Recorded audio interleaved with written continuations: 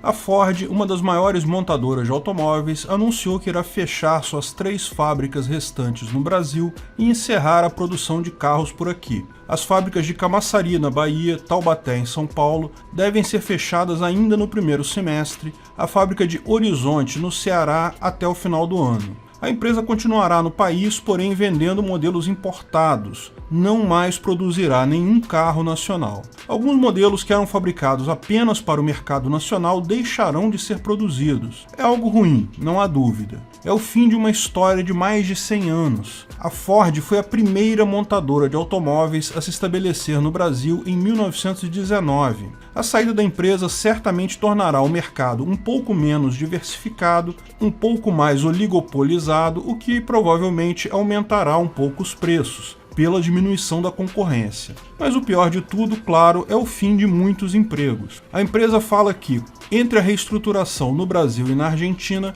serão cortados cerca de 5.000 empregos diretos. Lógico, uma montadora acaba tendo toda uma grande cadeia de fornecedores de peças e pessoas que prestam serviços, que também vai acabar sofrendo com o fechamento das fábricas. Existem muitos culpados por esse tipo de coisa, certamente não é possível isentar o atual governo federal de parte da responsabilidade. Pouco foi feito por Bolsonaro para reduzir de fato a enorme carga tributária brasileira e muito poucas ações de redução do terrível overhead que a CLT representa hoje para o empregador. Poucas dessas ações tiveram sucesso. É fato que muito desse fracasso pode ser colocado como culpa do Congresso e do STF, que praticamente barraram qualquer ação de Bolsonaro nesses 2 primeiros anos, mas é lógico que não dá para tirar totalmente a culpa do próprio. Talvez se fosse mais enfático na perseguição de pautas econômicas, quem sabe. De qualquer forma, a própria montadora alegou que desde 2013 estava no vermelho no Brasil.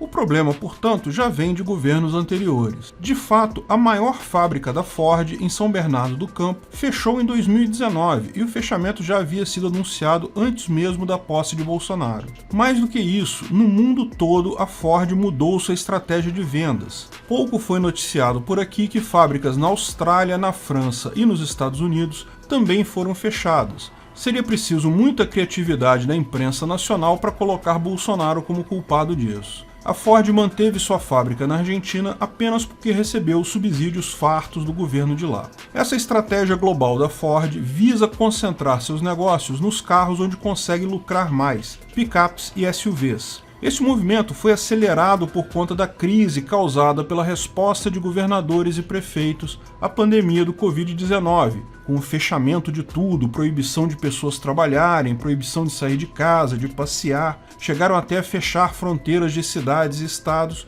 Isso, lógico, fez com que a demanda por carros mergulhasse no ano passado. Lembra do pessoal que falava que importante é a vida, a economia a gente vê depois? Pois bem, esse é o resultado na economia. Mas, mesmo tirando o fator Covid-19 dessa equação, o fato é que a Ford precisava mesmo rever sua estratégia por um motivo estrutural mundial. Pessoas estão comprando menos carros. O carro já foi um dia um item insubstituível, era até um símbolo de status. Quem não tem carro é um pé rapado, era um pensamento comum aqui no Brasil.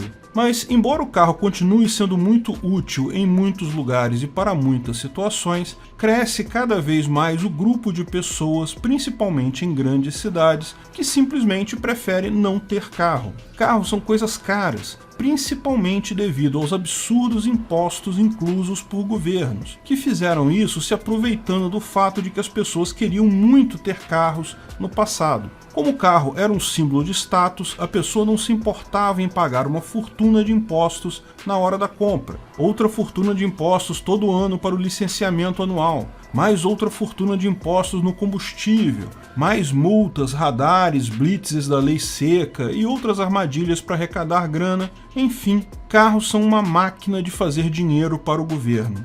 Paulatinamente, ano após ano, governos davam um jeito de aumentar os impostos sobre o carro, porque assim conseguiam arrecadar mais e as pessoas acabavam pagando porque queriam muito ter carro. O resultado é que praticamente o que você tem na sua garagem aí hoje nem é mais um carro, é um imposto sobre rodas. E o processo não para. Nesse final de 2020, por exemplo, João Dória anunciou aumento de IPVA e imposto de venda de carros usados. É cada vez mais imposto. Ao longo do tempo, aconteceu um fenômeno bastante conhecido por economistas, a chamada curva de Laffer. A curva de Laffer diz que quando são poucos impostos sobre algo, a arrecadação tende a aumentar se você aumentar a alíquota de impostos. Mas também adverte que a partir de determinado nível de imposto, o custo do imposto começa a diminuir a quantidade do próprio produto comercializado a ponto da arrecadação diminuir. Imposto torna o produto mais caro. O diagrama da oferta e da demanda diz que menos gente vai comprar tal produto, menos gente comprando, o total arrecadado com impostos cai.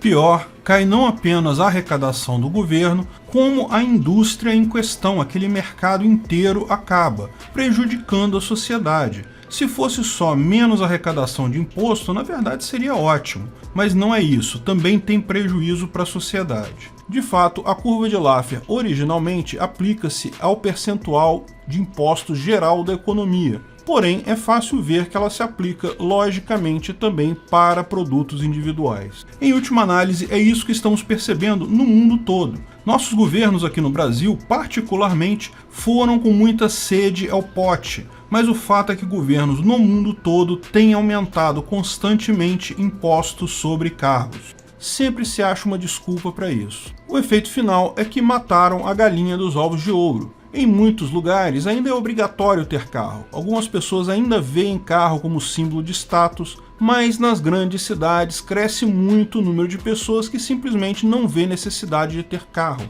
Você pode usar um Uber ou um táxi para fazer a mesma coisa com enorme economia. Sim, se você botar na ponta do lápis, você pode pegar Uber e táxi todo dia, que ainda vai ser mais barato do que você ter um carro. Principalmente agora que aplicativos garantem carro disponível a qualquer lugar e a qualquer hora. Carro virou meramente um instrumento de trabalho que poucos profissionais vão ter para atender um público grande de usuários. Deixou de ser uma coisa pessoal que você tinha ali na garagem, justamente em função do preço alto devido a impostos escorchantes de governos. Lógico, picapes e SUVs ainda são usados por pessoas no campo e não tem substituto. Como disse, esse movimento é muito movimento de cidades grandes. Em cidades menores, quem mora no campo é complicado, então picapes e SUVs continuam sendo úteis. Carros caros usados como símbolo de status, como Ferraris, Mustangs, continuam também existindo, mas aquele e de tantas outras fábricas de carro.